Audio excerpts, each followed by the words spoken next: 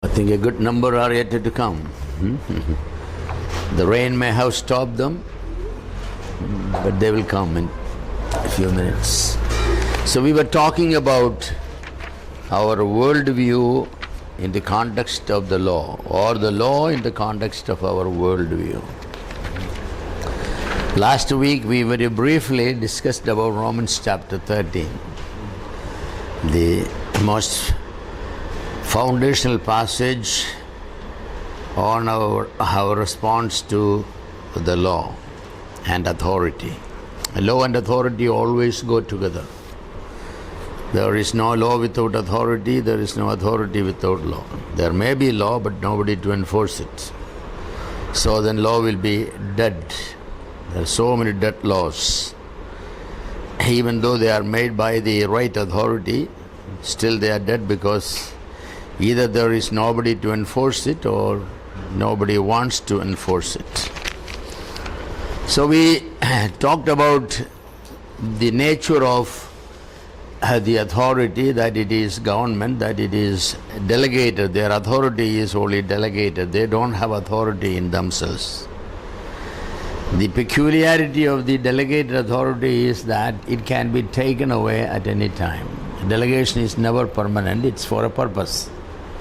So the authority of all the governments is limited in that respect.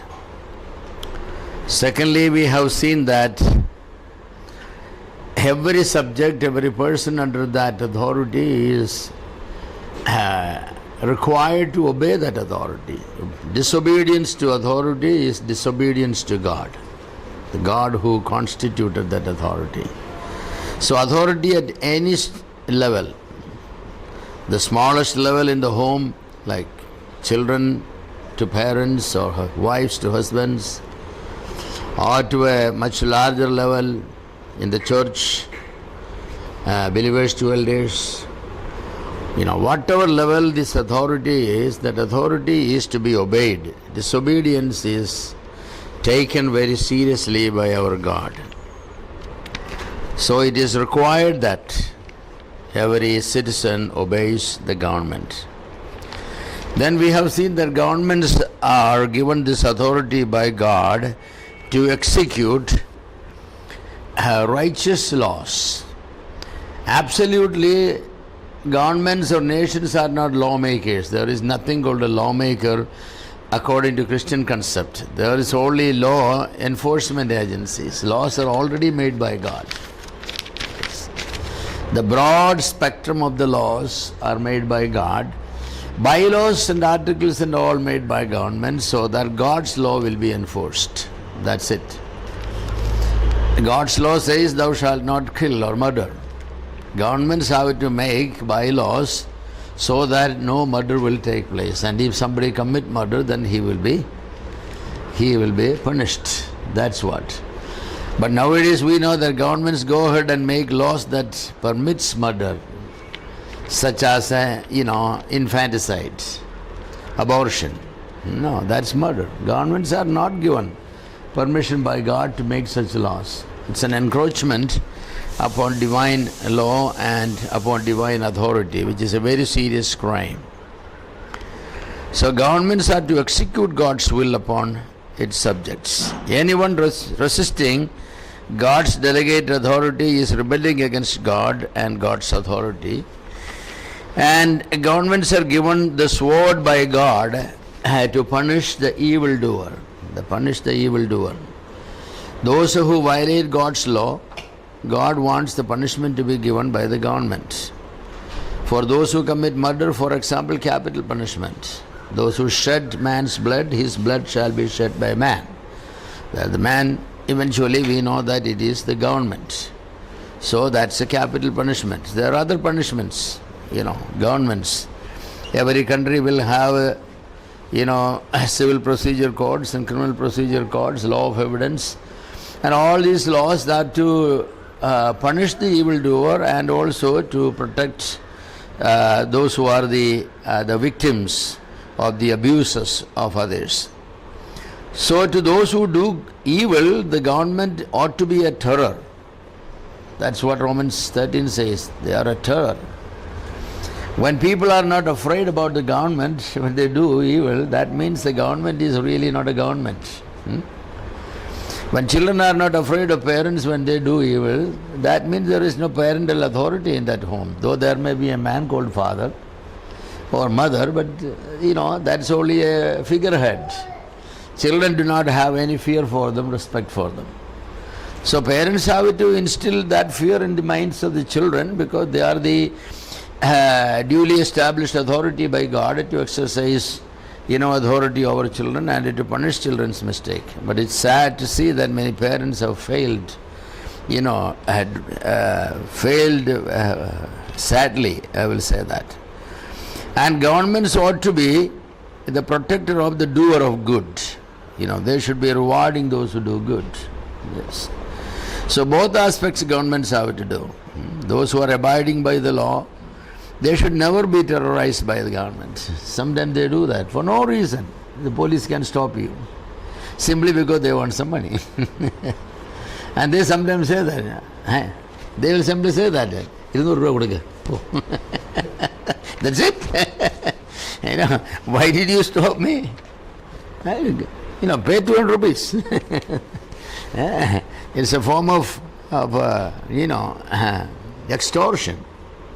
By forcibly you are taking away the money, without telling you even what's your offense. Often there is no offense. So governments should be a terror to the evildoer, but they should be a blessing to those who wanted to obey God's law. Every citizen is said to support the government not only by praying and obeying the laws, but also by paying taxes and customs and duties and all those things. Romans 13 very clearly says, we needed to pay our government taxes. Here many times we are guilty. If we can get away with taxes, we will do. You go to the buy ornaments or gold, and not very many people pay tax because it's heavy amount. They just wanted to buy it and go away. If you insist, they will give a bill and all. Even that you do not know truly that's the right bill. But anyway, we are supposed to pay the taxes and duties and all that things. It's a part of our duty to government. Government has no authority in themselves to exact or enact any law contrary to the laws and the moral principles of God. God is the ultimate, the absolute ruler, the absolute legislator, the absolute lawmaker, and He has already given it through the natural law and also through the special law. All those natural law and special law, that is the Bible, there are many moral laws are enacted, beginning with parent, children, obey your parents. That's a moral law. And government cannot make any law that will abrogate that principle. Children, you don't have to obey your parents. Government cannot make a law.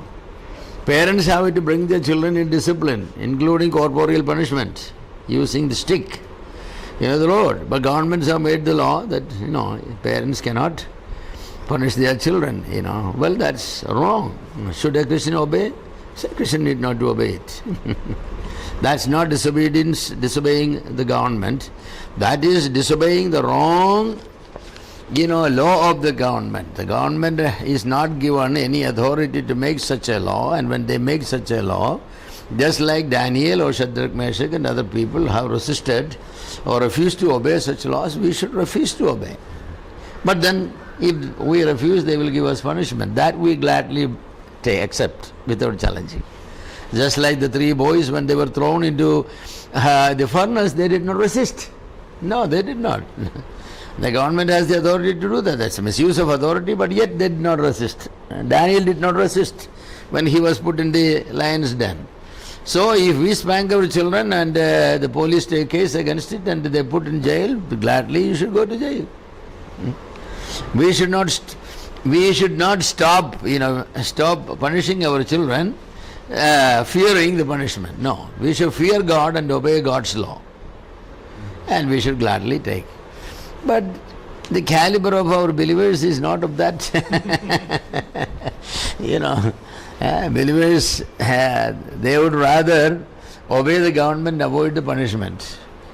Of course, the fury of God in refusing to obey His law, well, people say, we'll see it when it comes. Anyway, He's not going to punish immediately, at least sometime. No, this is all wrong.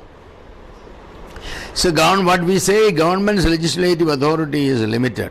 They could make only sub-laws or bylaws in order to enforce divine laws. The establishment as well as the removal of a government is done by God. When a government is not following the principles of the delegated authority, when they violate or they step over, they encroach upon God's realm of authority, then God will remove the government. The due process of law sometimes will be taken. In democracy, it's usually through election. But in monarchy and oligarchy and many other forms of government, God will use other means to remove. But it is finally for God, and He removes. He removes. The Congress government was removed. The UPA government was removed because there was so much, abuse of authority in amassing, money wrongly. The public money. Now the present government, they only started. We need to wait and see whether they honor God or not. We need to wait and see. So God establishes, God confirms certain governments. Even though we don't like it, God allows them to rule for many years because they are following the principles of the delegated authority, and they honor God's laws, and therefore government allows them to rule. But some of them God will remove. No government is given the authority to enact any law concerning the citizens' freedom of worship. They can make laws and bylaws to ensure the freedom of worship, but they cannot make any law to take away the freedom of worship. When they do that, they are encroaching upon it, and then that very shortly that government will go. They cannot. Any governments that have tried in the past also had to bring in laws to restrict the freedom of worship or the freedom of religion, etc. Definitely God has removed them. So these are great principles. It's interesting that Peter in his epistle adds an emphasis that even cruel rulers should be obeyed. മൂർഖന്മാർക്കും കൂടെ മലയാളത്തിൽ he was making reference to Nero directly. Nero was such a cruel emperor, persecuting Christians and many innocent people. So Peter said, obey them. The only authority to remove Nero is God. It's not for Christians to remove them. In the making of the Second World War, Hitler was a very cruel ruler, that he wanted to destroy all Jewish people, and he also wanted to remove Christians and all that. And then, what is his name? Cost of Discipleship, written by... Yes. He wanted to get rid of even Hitler at one time. He encouraged Christians that we should resist the rule by force. That was wrong for him. He was a great man, but it was wrong. Of course, finally Hitler got rid of him, wrongly. We can never sabotage a government. We can never organize to, kidnap the Prime Minister or kill the Prime Minister or anything of that sort. No. We can cry to God and pray to God. We can, still obey the right laws. The wrong laws we will not. We will resist. In certain countries like America, a lot of people have gone, pastors, others have gone to jail for spanking their children. They publicly said, we will. Some of them have taken away their children. They have gone in the court to get back the children. It's a fight. It's still going on in some places. It's a God-given right of the parents to punish their children the right way, not the abuse. When they abuse parents, they are going beyond. They don't have any right. But government has no business of telling that parents cannot discipline their children. Government can say that parents can discipline their children, but should not abuse the authority. Yes. The physical punishment, corporal punishment should not be to such a nature that it will destroy either the mental or the physical welfare of the child. That government could say, but government can say no spanking. A government, when it says, it is stepping over God's authority. We are not supposed to obey those laws. So every believer who is obeying the government is actually, they are obeying God. And Romans 13 says, for conscience sake we need to obey. For conscience sake. Because when you go to pray, your conscience will be hurting you and saying, hey, God is not going to hear it. Why you pray? Because you are disobeying government in the the right way, in the sense that the right rules and regulations of government. So we should be very careful, not only in paying the taxes and duties and customs, but also in this matter of obeying the government. But whenever the government cross over the lines God has drawn for them, we ought to take cognizance of those laws. And we need to, Amram and Jochebed, they disobeyed Pharaoh. Pharaoh very sternly said that, all male children should be, thrown to, given to the crocodiles in the river of Nile and all that. But they said, no, we won't obey it. We not only will keep the child with us, but if at any time we can no more keep it, then we will challenge the government. That's what they did. They put the child right where the daughter of Pharaoh come to take baths. Yes. So it was a blatant challenge to the law. We will do it. And the sister stood there. She identified all surely. Went and said, I'm the sister. Can I call my mother to feed the baby? Well, that family, even a little sister, they brought their children boldly. That's what it is, the boldness there. So we can do that. We can do that. Pharaoh was a cruel ruler, you know that. He was not a man with whom you could talk some sense into his brain. No, they were cruel monarchs. They could do anything. They could kill people. They don't have to explain to anybody else. But yet, even Miriam was actually challenging. And so, yes, God establishes governments to ensure God's laws will be smoothly obeyed by God's people. There are moral laws, civil laws, criminal laws, whatever sphere it is, every citizen must be able to obey the laws of the country without any coercion, without any threatenings, without any undue punishments and all those things. So, but that's the function of the government. So, a question is often asked is in democracy. Democracy is the government by the majority, right? So, the majority votes to bring a government into power. In India, for example, 80% of the people are Hindus. I don't know whether the voting was done on religious basis. I hope it is not. But suppose it is 80% of the Hindus vote a government, then should that government be making concessions to the 80% of the people who brought the government into power? Or should the government be making concession to the minority? Now that's a big issue in India, That's a big issue. Even A.K. Antony has said that the Congress policy of appeasing the minority is a wrong policy. Democracy is a government of the majority. You cannot keep a nation running and all the money be spent, protecting the rights of the minority only. No. What about the majority? I think, I believe in that every citizen should be equally treated.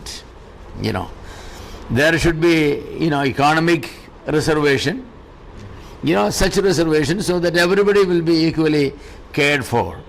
But our governments in the past have been spending all the money, pumping all the money on ethnic minority. And at the cost of the ethnic majority, ethnic majority.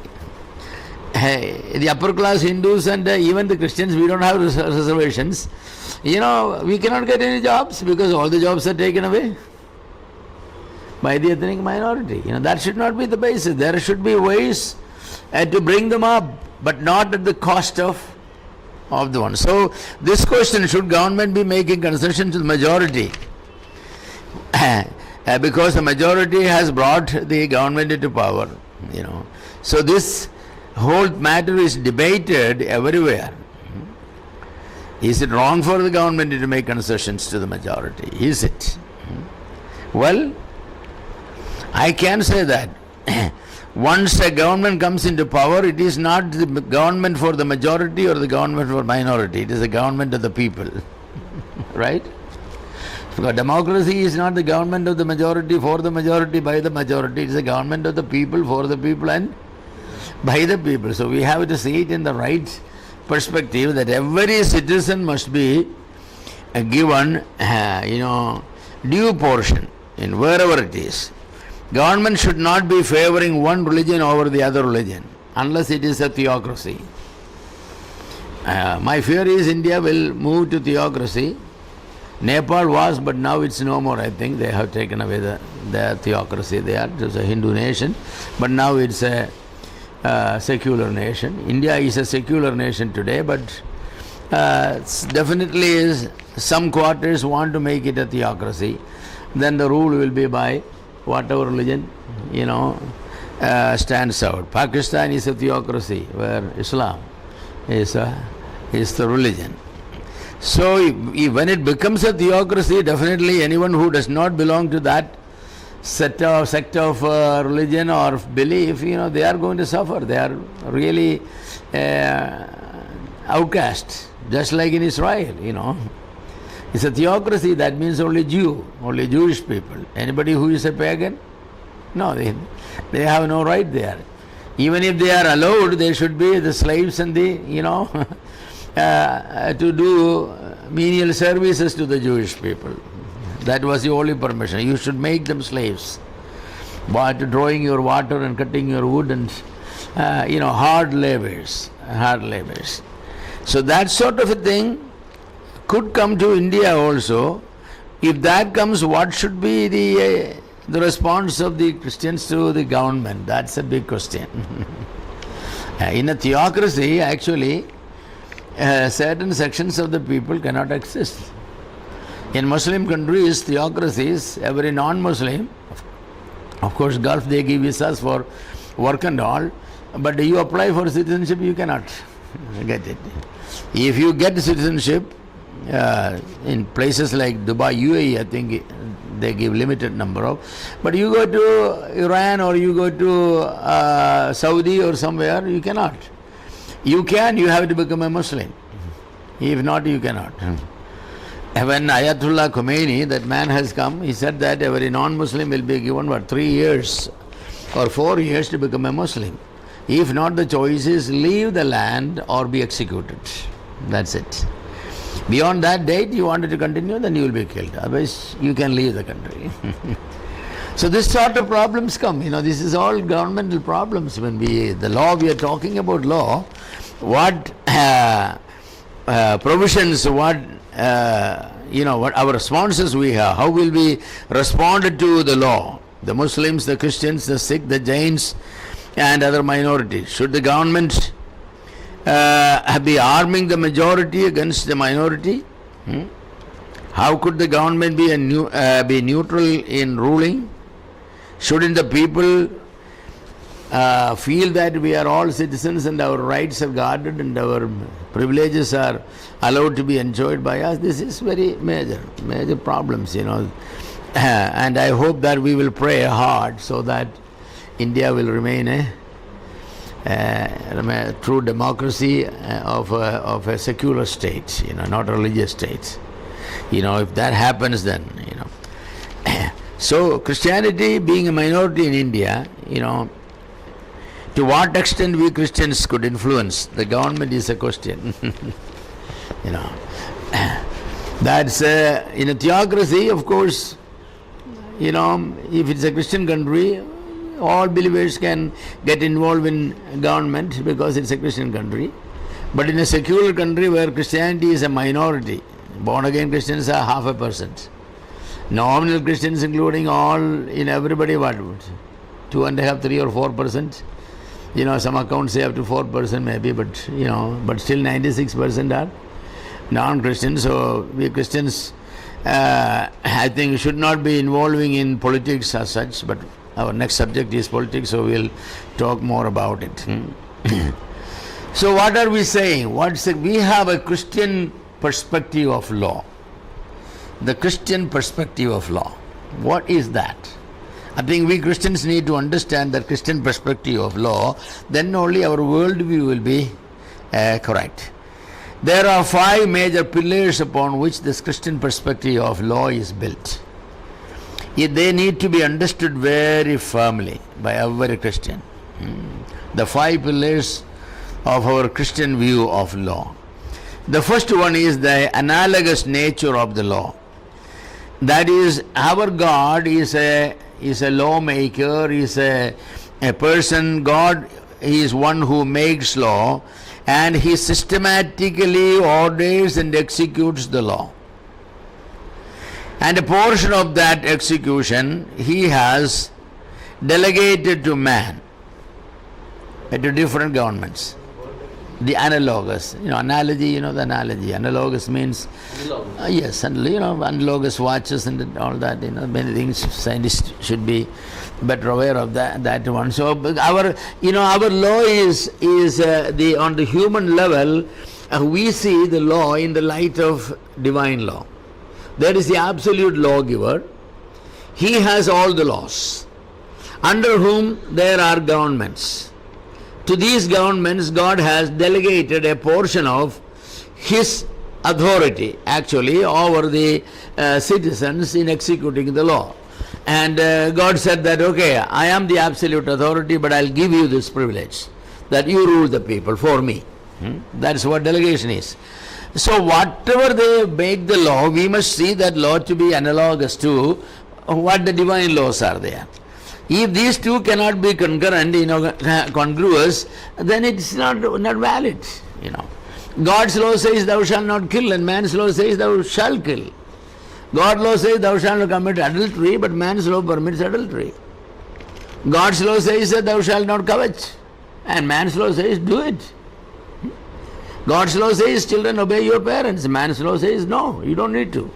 You can disobey your parents.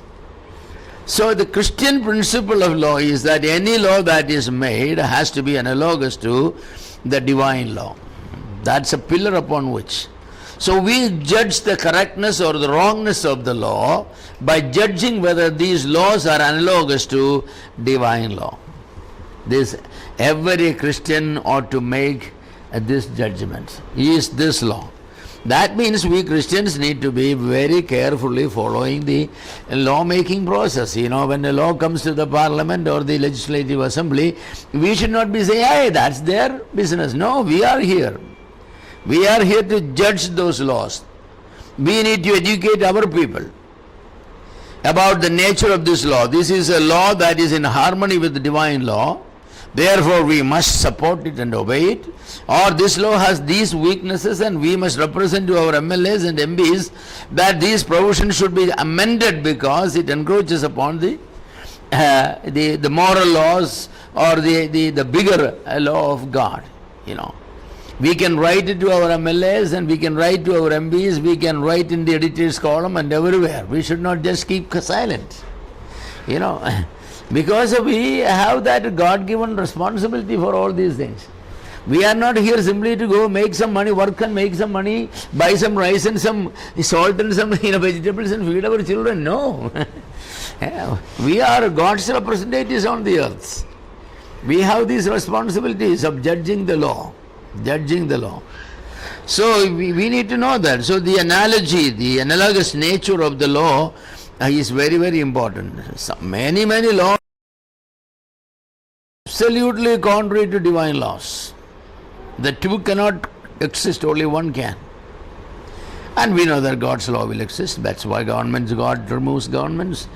And sometimes, even anarchy comes in. Because if the governments are not maintaining law and order, then anarchy will come.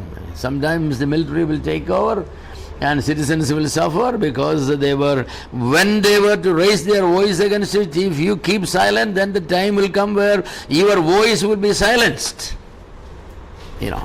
God will take away your freedom even to speak.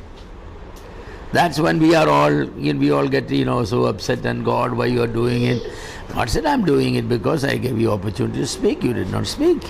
Yeah, you don't need your voice. I'm going to take away your voice. Take away our voice. So don't be just involved with your employment and education and all that alone. You do that. Yes. But be a citizen.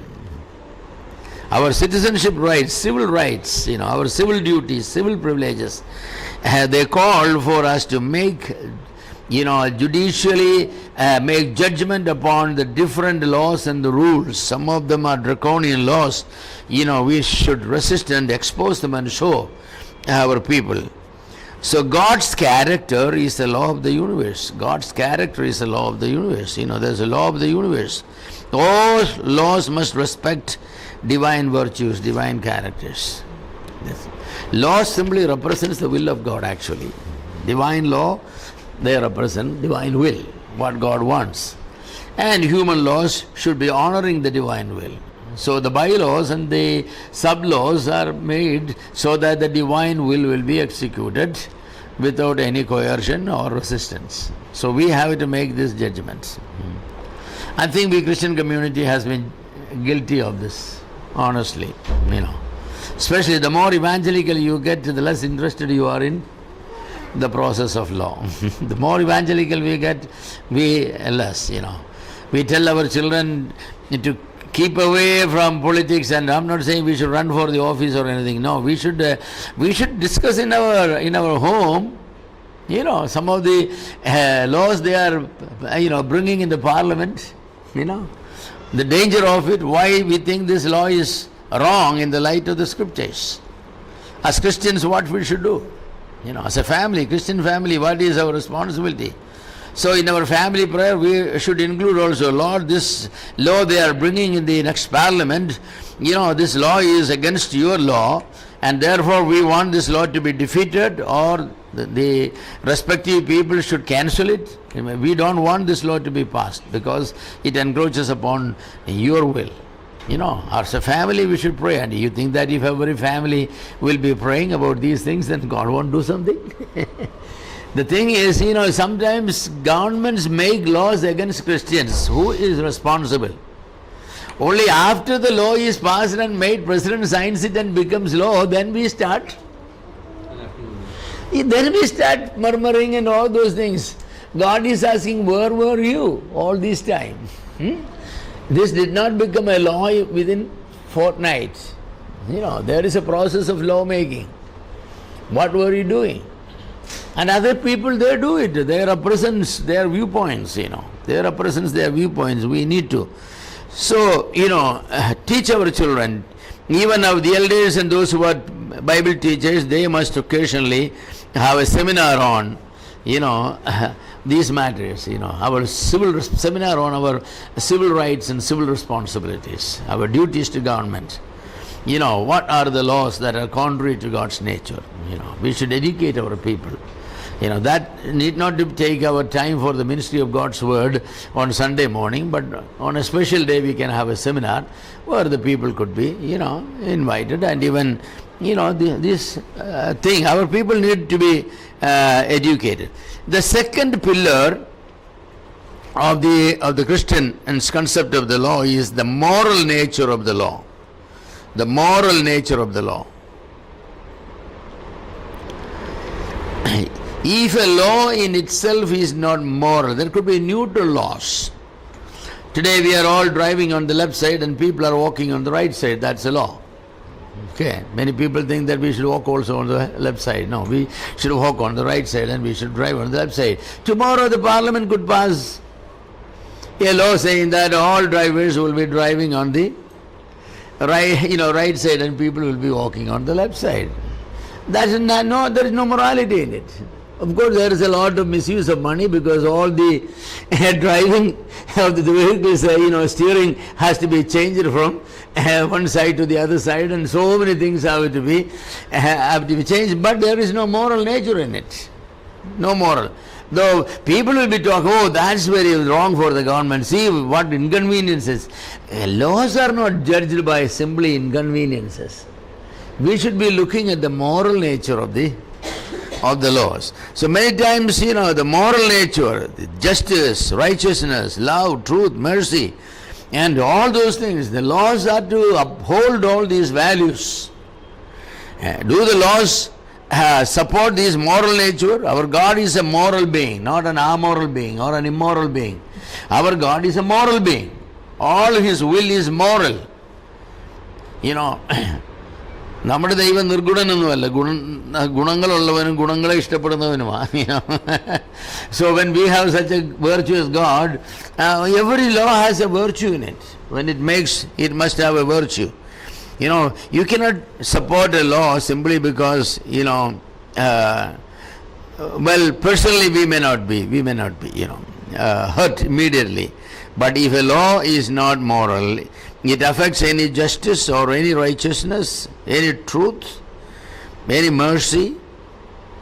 For example, there is a law governments have made that begging is prohibited.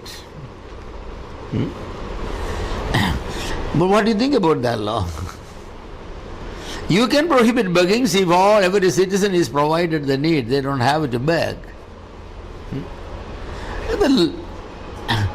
The Lord said you will have the poor. Always. Bible talks about charity and all those things. So if some poor man comes at your home and beg for a meal because he is hungry, the government says begging is strictly prohibited. Anybody who gives a beggar, entertain a beggar, he will be punished. What do you think about the morality of that law? It's true that beggars come in different forms. They bring in different troubles also to the society. Not all beggars are really beggars. Some of them are, unwanted elements practicing, many things, thieves and robbers and all kinds of sellers, pushers of drugs and everything. They all come in different forms. But the morality of that law, So if somebody is asking me something, extend your charity, because the Bible says if somebody asks, you give it to them, It's not a case of somebody asking money for drinking or anything, you don't have it. But somebody is hungry and thirsty and somebody is naked or they don't have money to buy medicine for their children, and we say that, don't you know that the law prohibits you to come even here, get out from this place as soon as possible, they will call the police. Well, there are many laws like that. Many laws. And Christians are very peculiar of obeying these laws. Well, I say that when God permits us something, then we should definitely not be in favor of such laws. There are many laws. Bribery laws, Some of the bribery laws are unethical laws, I think that. You tip people, don't you? You go to a restaurant to eat supper with your dinner with your family, they bring the bill and you tip them. Why you tip them? The postman comes here and bring you sometimes, deliver you a registered letter or a money order, you tip him. If they are all, actually you are violating the law. Because you could say that they are paid for, this is bribery. But is that bribery really? How much freedom you have to show charity with your money? See, in certain countries you have to. Even you hire a taxi, you have to give a decent tip of 15%. That's a standard practice. 100 rupees bill, you have to give 115 rupees. But sometimes government could make laws that I think that their intention, I don't know what their intention is, by paying a tip to the waiter or paying a tip to the postman or somebody, you are encouraging gross financial irregularities and corruption. So we need to discern, all those things. The third pillar is the humanness of the laws, the humanness of the law. Man is created in God's image and therefore has significance. For this reason, human life has also significance than all the other forms of life. Some of the laws don't have a human face. That's what I said. And now, for example, the protection of wildlife, under the wildlife, you cannot kill a snake that comes to bite you, or you cannot kill a rat that gets inside the home, because it's all against the law. Well, what about the humanness? They destroy your agriculture, the monkeys will come and destroy all your farming. You cannot kill one monkey, but the monkeys can kill all your crop. Where is the humanness, the human face of these laws?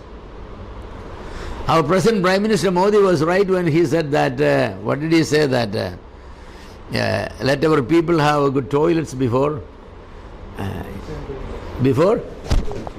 Yes, and temples and all that thing, they said that, it was, people made a big hue and cry because temples, that word, yes. But I will say that let our people have food to eat before the monkeys are preserved. There are plenty of forests where the monkeys can live in. The monkeys should feed on the fruits and the roots and everything available in the forest. Let the government make electric fences all around so that wild animals won't cross into the crops. Now some of these, some of these laws that lately have brought in, where people cannot live how many kilometers, close to the forest, this and that, and all these things, they have created so much problem. I think many laws don't have a human face. Sometimes I think that people are more concerned about preserving the nature, they say that, than the people. The nature is made for people. People are never made for nature. Our Lord was right when He said that the Sabbath was made for people. People were not made for Sabbath. God rested on the sixth day, and 6 days He was seventh day, and He said, now we need to make some man so that we will have somebody, to rest on the seventh day. That was not the purpose for which. Sometimes we do that. So the human face of the law, the humanness of the law must be there. There are many, many laws that are absolutely wrong, absolutely wrong. Of course, the intention of some of the laws are right, and I think we should not be indiscriminately killing animals. No, we should not be cutting down trees indiscriminately. I agree with that one. Plant a tree when you cut a tree, that's a good policy. It's good for you also. Yeah. But to say that trees are more important than human beings, rats or snakes are more important than human beings, lakes and mountains are more important than human beings, well, it's wrong. God never made a law to preserve the nature at the cost of human life. You read through all the 66 books. The Creator, He is the one who should be more concerned about the preservation of the mountains and the preservation of all these things than anybody else. So the Creator did not make laws for the sake of the nature. Every law God made to make sure that man's life is comfortable. Man was given freedom to eat, but not to destroy. Definitely. He had to work if he has to eat. He has to produce. And all those things are there, but never a law was made which hurted man and the nature was benefited. No. So the human face, the humanness of the law is again an important aspect. We need to pay attention to that. The fourth pillar of the Christian concept of the law is the catalyzing nature of the law. The catalyzing nature of the law. The law should always help a man to have dominion over the created world. It should be work as a law. The laws that are made on the human realm, the bylaws and all those laws must work as a catalyst which enables, which fashions man's ability to function as a governor. Because God, after creating man and woman, what did He say that? Subdue everything. Man's role is to subdue. So every law should be helping man to subdue, have dominion. Now the laws are taking away the dominions of man. That's the way it is. Man has less dominion over everything. Animals have more dominion on man. God said have dominion, subdue. So the law should be made so that this commandment of the Lord will be, enhanced. The law must work as a catalyst. Where it is made more possible, our laws are. People should be, government should mark out forest. Let the people, work in the rest of the places, produce more food. I think, every law that is made, the wild pigs should be killed. What's the use of having so much? The population has increased so much. It's a trouble for farmers. But you cannot kill them, because if you kill them, you are in jail. You can labor hard, but Bible says you have to produce. Yes. The production is not for these wild pigs. You are producing it for, there are many people, many mouths to feed. We need the national resources. The pigs are not going to add to our national economy and national resources in any way. So don't let the pigs live in the forest. If they encroach upon your private land, so the pigs can encroach anywhere, elephants can encroach anybody's land, tigers can come any home, take away your dog or your sheep or your anything, but you cannot touch them because they are more precious. Well, it will be, because if you believe in evolution, they are your forefathers, So naturally you have to show respect to your forefathers. No, that's nonsense. Nonsense. So, all these things, the laws must be a catalyst so that God's commandment to man will be, better obeyed. Better obey. Have dominion over it. Have dominion over it. Man was created and put in a garden, and then God said what? To keep the garden. To keep the garden means the order has to be maintained. The plants must be protected. Yes, true. The beauty of the garden has to be maintained. That can be maintained only by cutting some trees, definitely. You can never make a garden. You can make a forest by not cutting, but you cannot make a garden by not cutting trees. Because the idea of the garden is the gardener decides what plant should go where, how tall it should grow, how much should be pruned and not pruned, and all those things. Otherwise, what's the sense of having a gardener? The Lord put Adam and Eve there, and that, you tend it and you keep it and you protect it and all those things. So man must be the ruler. Man must be the ruler. The laws must not be made by the gardens. The laws must be made for the gardens so that man could enjoy it. Man could enjoy it. The fifth pillar is the stewardship nature of the law. The stewardship nature of the law. Christian concept of government is based upon the faith that someday the lawgiver, who is God, is going to judge the world. He is going to demand a detailed account of all that we have done here. That means it's a stewardship nature. You don't have absolute control. God has not written away His absolute control and given it away. No, it's only delegated. He can take it any time. He is going to ask for a detailed account of. Paul, preaching at Athens in Acts chapter 17:31, said that God is going to judge the earth according to my gospel.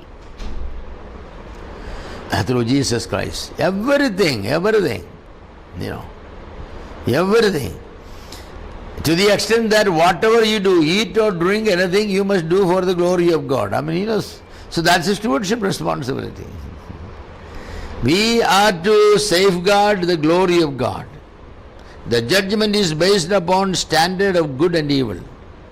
2 Corinthians 5:11 says that, whatever we do in the body, whether good or bad, we shall stand before the judgment seat of Christ and receive accordingly. So what all will come there, good or bad? Whatever God has said good, if you make them bad, well, that's a very serious error. 6 days creation, at the end of every creation, what did God say? It's good. So we are there to maintain those creations good. We are not there to maintain those creations bad. No. So there is going to be a judgment, an accountability. We sometimes think that it's only about stealing, murdering and adultery and all, good and bad. No. God's concept of good and bad is a lot wider and lot bigger than that one. So what I say is that, Christians' perspective of the law is very fixed. These 5 pillars are so important. It's upon these 5 pillars the laws are made. We must teach our children, we must teach our believers how to make judgment upon the laws, whether every law and every bylaw it need to be judged whether good or bad, right or wrong, according to these 5 pillars.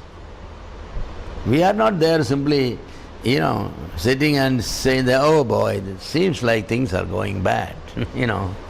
No, we have to make some very sound judgment. We have to represent some things against the government sometimes if they are making that laws, we need to tell them why this law is wrong. Like the abortion law, for example, It's, infanticide. How many millions of little infants are killed every day all over the world? We Christians should raise our voice, write it to the governments that stop it. This is worse than what Hitler did. Hitler only killed people who could defend themselves. True, they could not defend because Hitler was an autocrat and he had, all the government and military there, so the poor Jewish people, could not defend, but they were defendable. But these little children, now they are talking about euthanasia and the mercy killing and all these things. Every day draconian laws are being brought in. They explain this is all for good. What did Mao Zedong has done? How many million he has plowed into the earth? The old people, the crippled people, the deformed people. They said they are not productive anymore. Anybody who is not productive has to be, exterminated. Convert them to ashes and put into the land. Let only productive people come. That's what all these, the many lawmakers, that's what they do. We cannot support it. We cannot support it. China said that only you can have one child. More than one child? Take permission from the government. Yeah, more than 2, and if one is, the first is a female, you can have a second child, and if more than that, then you will be fined and jailed, and sometimes the child will not have any benefit of education, any benefit of employment, so many rules and laws. Of course, say that even if we resist, what could we do? That's a good question.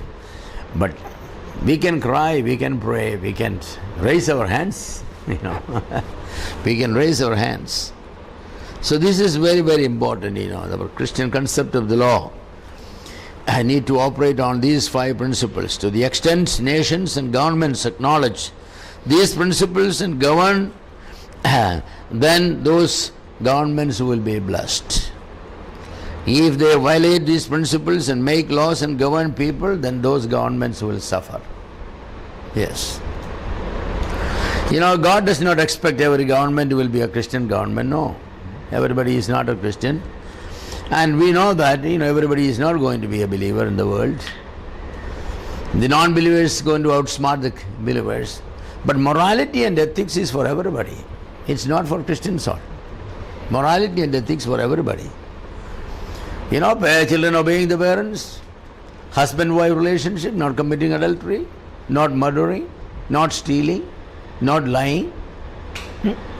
Are they only for Christians? No, they are for all humanity.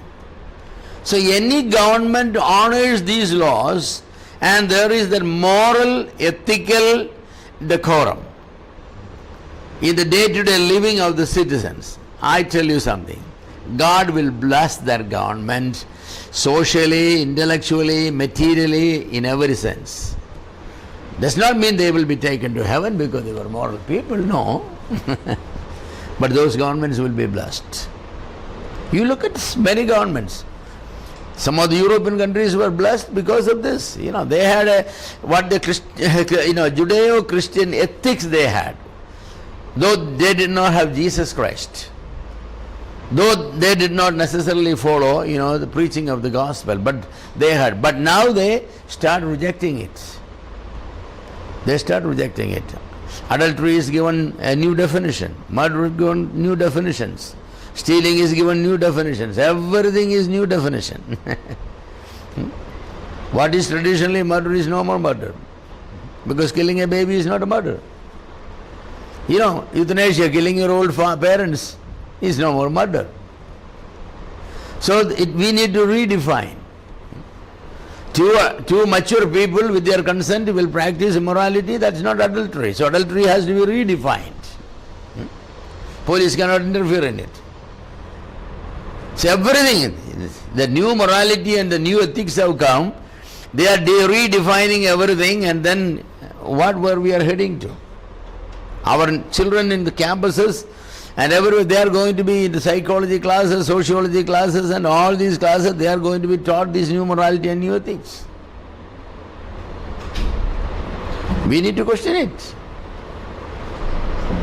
Who else will question it? So the quality of life depends upon the adherence to the moral laws. How justice and equity will be met. For everyone, when government is ruling right. But if government is not ruling right, then how justice and equity will be violated for the citizens, and it will be very, very difficult for them. I am sure you have some questions on what I said. At least I expect some questions, because this is a very important area. Very important area. Regarding the wild boars and tigers, their reason is it's to preserve the ecosystem. Oh, you preserve them in the forest, not in your home, in your backyard. Yeah. They should not come to your backyard and catch your cow. Your cow is not to preserve the tiger.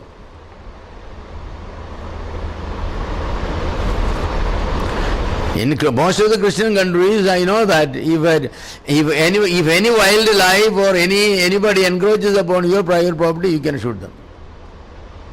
All that you need to inform the police station. I have shot a tiger because it got into my property. That's your private property. Government keep the tigers there. I am the tiger in my property. Yeah, I have the tiger in my property. The thing is, tigers come, animals come, they catch away, they kill human beings. How many human beings in these areas, the national forest here? How many tigers And these leopards and all come and catch away animals and even human beings. Any case? No. They say you take case against a tiger. The case must be taken up with the forest officials. Why don't they put fences? They must do something to protect the citizens. Always the existence, the survival of a man is more important than the survival of an animal. Kerala elephants are taken in the main streets, and many of them, they get mad and they kill people and why should the elephants should be taken to the forest? Leave them. Maybe you keep one or two in the zoo so that the children could see what an elephant is. Why should they be allowed to walk in the streets? Are the roads made for elephants? Human beings are killed every day on the road. No, nobody cares for them. But there are more safety laws for the elephants. Between 12, 11 o'clock and 3 o'clock, you cannot walk the elephants on the tarred road because elephants' feet will be hurt. You cannot. If you do that, it has to be covered with a sack full of husk of some rice or something, so that pad it. Now, it's interesting is this is a nation where still people walk barefoot. It does not cost governments to buy a pair of shoe or chappals, for the poor people. They have made laws for, to provide shoes for elephants. And this is the sort of things, Sometimes you read about some of these things and then I feel it's going too far. We are losing the human face of the law. Laws are no more made to protect man. They are protect nature, they are protect this and that. People don't have electricity. You have water flowing through. Want to make a dam? Immediately environmentalist. What are they say that if you build this dam, some monkeys has to go elsewhere to find their food. Well, the dogs, for example, stray dogs. Every day in the newspaper coming from Kerala, some children are bitten, some old people are bitten, and sometimes many are bitten. And the government is saying what? Don't kill any stray dogs. Well, people are encouraged to feed them. Neuter them, they say that. Yeah, well, that's very fine. In another sense, that the roads and the streets are all for dogs, not for people. You cannot go public park, it's for the dogs. It's not for children to run around because children are scared to run because dogs are there. Why should it be? We should not. The human face of the laws should be maintained there. Laws are made for people. Our Lord said, Sabbath are made for man. Man is not made for Sabbath. The God-given laws of Sabbath could be violated if it is for the good of the man, to save us all. It could be. That gives us the spirit of the law. The spirit of the law.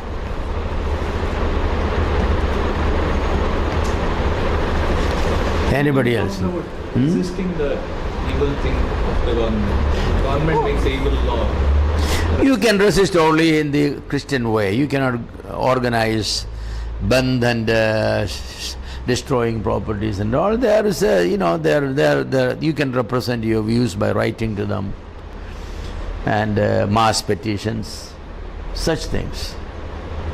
It is not that you will, stop the traffic and cause problem for everybody. No, that's really unethical and illegal. What about mass petitions? Saying that, 5 lakhs people living in this community do not support this law. This law is an unethical law. It needs to be changed or need to be put into group of the dead laws. Now we can do that. Our method should be Christian. We are not going to organize a mass protest against government and this, dharna and this and that. I don't believe in those things. We can silently, of course, put a placard on our chest saying that, stop killing babies, infants. That we can do. We can go stand peacefully near the government clinic where abortion is practiced. We can go there without resisting or troubling any passengers or anybody else. We can just, hold on these placards speaking against it. But stopping the traffic? No. The people who travel, they wanted to go to their office. You have no right to stop them. It's their rights. We don't have the right to do that. Of course, these days the governments, if they have to pay some attention, some drastic steps have to be done. That's a psychological makeup of the rulers and the police. Anything peaceful, they will say, oh, those poor guys, let them stand there. When the sun gets hot, they will go. That's the way. But if the traffic is stopped for 3 hours, 4 hours blocked, then they will come, what's the matter? Okay. Then the MLA may come, the collector may come, or somebody may come, okay, we'll talk about it, we'll discuss it, and this, that, and that. That's the way. This has been the pattern. But we cannot do that. We cannot follow the wrong patterns. No, we cannot. So our methods of raising our voice must be Christian, must be as per the rules, as per the law. So what about fast to get, like what Aam Aadmi Party? But you see that what they have done in the Bible? If not, forget about it. Our method, we have to examine our methods, Yes. A political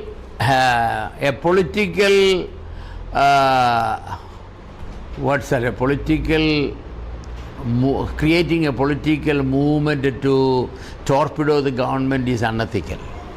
It's unethical. Government have been brought by the Lord to rule, to govern. We should not do anything to interfere their freedom in governing. Governance is their duty. They are elected, they are appointed, they are brought in by God to govern. So we should not do anything that will stop governance. It should be to act. But what we are saying is we should tell them that the laws they are making, some of those laws are unethical and immoral and injustice, and we need to point out why those are, and then we are asking them to correct it. They should be brought into attention that there are people in this community who strongly believe for the following reasons this law is not valid. But as good law-abiding citizens, we pray that God will give you the wisdom to make right. But we want you to know that these laws violate such and such fundamental rights of human beings. We can make that. We should do that. Yeah. You mentioned obeying authorities. Yes. Many times it happens the laws are okay, but people who actually on the ground interpret it completely opposite to the spirit of the law. Yes. And making a life difficult and so for example, let's say. Yeah, that's very, very true. For example, the laws must be made by the legislature. They are the law-making body. Nowadays, courts are making a lot of laws. Lot of laws they are making. The courts are there to interpret the law. Whether this particular action violates the provisions of the law or not. Whether this act of the government is within the boundaries, of their authority, or it went beyond. It's an interpretation. In the process of the interpretation, the court can suggest that government should consider amending this law because it has these weaknesses. But they should never be making law. And one of the problems is governments, the law-making agency is sometimes helpless because court will make laws. Our system, that evil should be corrected. Our political system does not have a facility to do that. When the election comes, when the election comes, such issues must also be put to. Should the judiciary have the freedom to make laws or only to interpret laws? Well, with the election, yes or no, the same card, people let them express. 80% of the people think that judiciary is going beyond, and then judiciary should be corrected. So that sort of provision should be made, of course. I can say many things because, my subject is political science. I have my master's and I'm always interested in it. So I do my studies and thinking in politics and law, they are mine. So I think a little better, but I think there should be provision like that. When an MLA stands for election, the first 5 years of his conduct, his voting record must be set. He voted in favor of abortion. He voted in favor of this, He has to present it before the people so that the people have the right to say, I'm not going to give my votes to him. See his records. He always went for negative things, never for positive things. Another candidate says that, okay, he has voted against this. But seems like his track is much better. So now people don't hear. This is what party basis. Let the party put forward candidates who honor the law. You can have party basis. Simply because somebody is a congressman or a BJP man, you just vote him. We should be voting to people, not simply to parties. I think that's what went wrong. If the political parties will put forward ethical, moral people, sensible people who understand the feelings of the people, the needs of the people, the times and the seasons, and then such people should be elected and sent. Let the party rule with such people. Now that's not the case. Many of the people, gundas and criminals are coming in. Now, thank God that at least, some changes come that if you are convicted, you cannot stand at least. That much good. But again, that judiciary is Yeah, well, this is true. I personally feel that our method of making the judges is again wrong. The Supreme Court judges usually come from the senior lawyers or the senior judges in the High Court. There is a collegium of the Supreme Court judges and who recommend these candidates, and then the appointment is made from that one. We could have a little better system. My saying is not going to work it out, I know that, but we could have a better system. But then independence of judiciary. Independence of judiciary will always be there. Independence of the judiciary is, what I meant is the system should be there where and the men who are appointed, they should not be appointed simply on the basis of their expertise of the law, but they should also be appointed on the basis of some of the judgments they have given, how the judgments they have given, That should also be taken into consideration. Because these judgments are very, very, very important. Yes. The national movement law is against the British government. Yeah. So, was it wrong? Well, I won't say it was wrong. I honestly think that Britishers had no business of coming and ruling us. I'm a patriot. The Britishers came by force, took it away. By force took it away. That was unethical. I come and by force take your house and rule it. India is our home. They came here for business. Let them do business. But at that time, our rulers, 360 national rulers, they were fighting each other. So what they do? They requested the British support us. So they supported by elimination. Finally, everything was in their pocket. This is our own mistake. So, by a civil resistance was a good resistance. Mahatma Gandhi organized civil resistance. It was not by bloodshed he has God. If anybody was killed, it is by the guns of the army that was killed, not by the sticks of the people, So it was a right movement, and I say that was a right movement.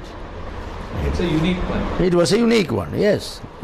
So I'm not against that national, movement, because it is a foreign government. They had no right to come here and rule. It will be just like that if we just capture another country, Sri Lanka, and we rule by force. What right we have? We don't have the right. But of course, God had other motivations behind it. That I don't forget that, because it is during the colonization of the British that the gospel had gone. It was. The gospel had gone. When the Portuguese came, it was the Roman Catholicism that came. The Dutch came, they were good people, they were Protestants, thank God, but they were not here for long. The British came, the British never wanted the missionaries to come, because the East India Company wanted only business, and they thought that converting the Hindus will be against their interest of doing business. So they resisted it. William Carey could not come here, there was great resistance. Finally, however, they did, and because of the colonialization, the missionaries went to all over the country, all the British kingdom, where the sun didn't set. And it is sad to say that with India getting freedom in 1947, one after another, all colonies were closed, and also missionaries were sent out. The nationalism and their religion and all came. So, it adversely affected the gospel, yes. It adversely affected the gospel, but as a citizen, my feeling is that the Britishers were wrong. Britishers were wrong here. They should have simply done the business, not ruling this nation.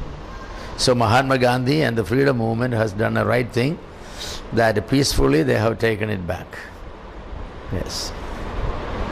But until the independence, the idea of independence itself was a bit different. The patriots, they had some difference in terms of the independence, and especially in terms of that Mahatma Gandhi believed that the independence should be only from the British, but Bhagat Singh believed that the independence should be between the right and the poor and the rich.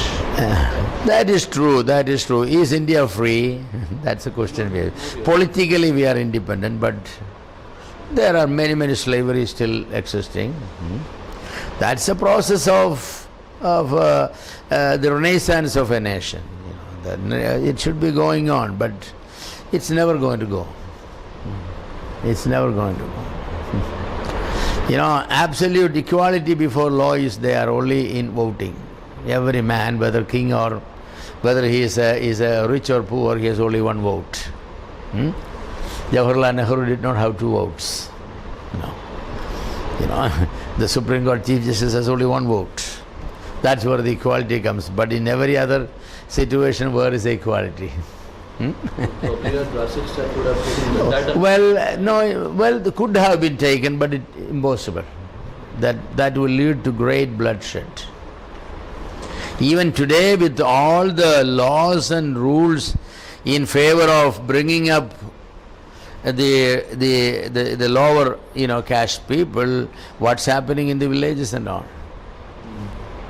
Now, certain things you cannot enforce by law. It needs a change of the heart. Without that, and force cannot change the heart. That's the problem. You cannot change the heart of the people. Well, actually, Hinduism. If Hinduism is right, then casteism is right, because Hinduism is built on caste. Shankaracharya is correct. The Adi Shankaran was the one who brought these things into forward. Adi Shankaran was right, because the Brahmins are created according to them to, have all the pujas and everything. They are the representative of God. The Kshatriyas were there. They were the rulers, all the Varmas. Every king is Varma, Raja Varma, Ravi Varma. All Varmas everywhere, they are the kings, because they are the Kshatriyas. And then comes the Vaishyas, they are the ruler people, all the Gujaratis and Marwadis and all those things, they have the money, they do the business.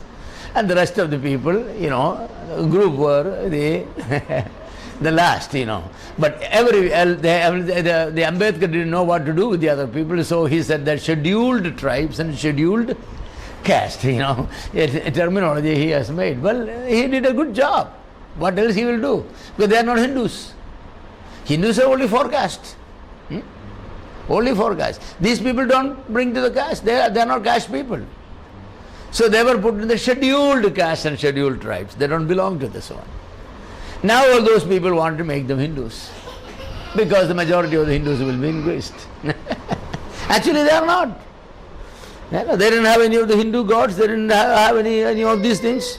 They could not get inside even the temple. Only by Mahatma Gandhi's movement and all that, the temple liberation movement all came in. True Hinduism to this day believes in, caste system. If they don't believe in caste system, it's a modern Hinduism. It's a reformed version of the Hinduism. It's not the true Hinduism.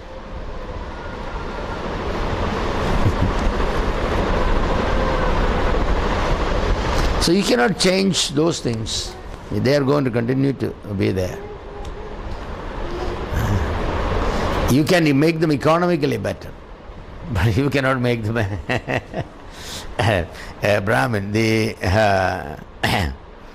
What is this? Some story I have read where this funny character was there, the king in Andhra. What was the name of the place? No, Chanakya is Tennali Raman. Yeah, Tennali Raman. The king in Tennali king, he had this servant, Tennali Raman. You have read stories of Tennali, very interesting, The barber one day gave a head cutting to the king, and the king was well placed.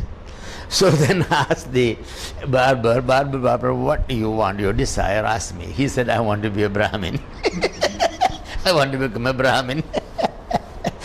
So king called the Nali Raman and given him, take this barber and make him a Brahmin. So then Nali Raman thought about it, and there is no way. So, he finally found out a way that he went into the pot makers, the potter, and he asked the potter to make a big pot, big enough where the elephant could be put inside and, given a hot bath, steam bath, so that it will be made white. So, he made this one and all that thing, and then he invited the king also to come. I'm going to do something very miraculous. As the first step to making the barber a Brahmin, I'm experimenting something. So the king said there is a big pot, and the elephant is to get inside the pot, and then they're going to put water in it, and they're going to boil it, and with all the soap and everything, so that the black elephant will be. So king said, you fool, Tanari, what are you doing? That pot will break, first of all.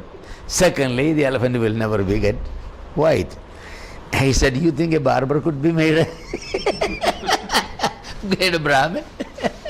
You cannot make it. The thing is, king, this is as impossible as boiling a black elephant to be a white elephant. It's as difficult as that one. A barber cannot be made. But now they allow the barbers to also to be the priest. Interesting. There's a ceremony, and then you can put the punul. And you're a Brahmin, you can. How could that be? I don't know. It is just like making somebody from the tribe of Manasseh, a priest. Only a Levite could be, only from the family of Aaron. How could you have somebody a Manasseh or a Simeon, tribe to be made? That's impossible. You just cannot. So there are things that we cannot do that. All these laws, good, everything fine, but the social reformation can be happened, economic reservation, that's I say that. Instead of the cash reservation, come to the economy. Everybody below certain income must be given, free education must be given to them. They don't have money, and all that. When it comes to the job market, it should be a different. Promotion should never be based upon that one. It's so sad. You happen to be from a upper caste, and how able and everything you are, you cannot get a promotion because the reservation and all these things quota and all these things. This is not right. This is not right. So economic reservation. That's what the right thing is. But are they able to bring it? No. Why? Because the numerical number, it's a vote bank. It's a vote bank. ഈ ബോംബെയിലെ ചേരി പ്രദേശമുണ്ടല്ലേ, why governments are not able to remove them? Because they represent vote. For every square inch there is 5 votes. So they're doing everything. You give us the vote, we will protect you. So this is a vicious circle. We are not free. But we Christians have to do something. Okay? Break time. Okay, we'll take a break.